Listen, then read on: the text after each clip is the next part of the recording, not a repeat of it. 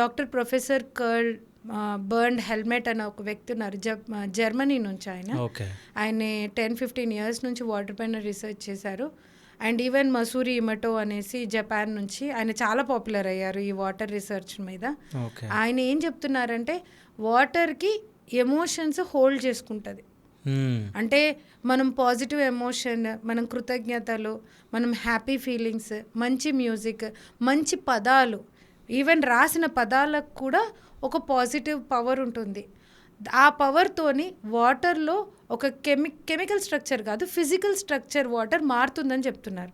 Okay. అంటే వాళ్ళు ఏం చేశారంటే ఒక రూమ్లో మంచి మంచి వర్డ్స్ యూస్ చేసిన వాటర్ని యూస్ చేస్తారు, ఇంకో రూమ్లో నెగిటివ్ వర్డ్స్, చాలా abusive words, bad noise music and negative words, you are sick, you are fool, అలా.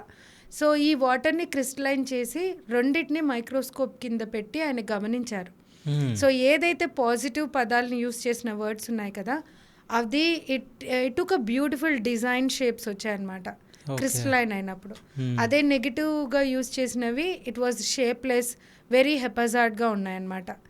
అండ్ ఈవెన్ హెల్మెట్ క్రాప్లిన్ చెప్పాను కదా, జర్మనీ, ఆయన చేసింది కూడా he observed water droplets under microscope.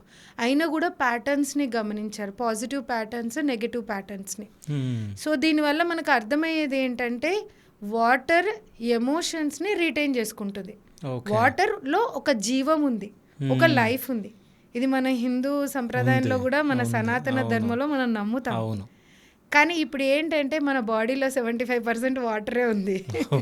Okay, so బయట వాటర్ సంగతి ఏమో కానీ మీరు పాజిటివ్గా ఉంటే మీ బాడీలో ఉన్న బ్లడ్, మీ బాడీలో ఉన్న వాటర్ కూడా అలా పాజిటివ్ షేప్స్ వస్తాయి.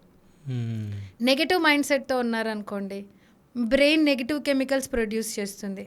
You go under stress, cortisol, adrenaline, ఇలాంటి నెగిటివ్ హార్మోన్స్. ఆటోమేటిక్గా మీ వైబ్రేషన్ నెగిటివ్కి వెళ్ళిపోతుంది and your frequency will go down. And మీ బాడీలో ఉన్న వాటర్ షేప్ ఏమైపోతుందో మీరే ఇంకా తెలుసుకోవాలి. సో బయట వాటర్ కంటే కూడా మన బాడీలో వాటర్ మన ఆలోచనలతో ఎఫెక్ట్ అవుతుంది.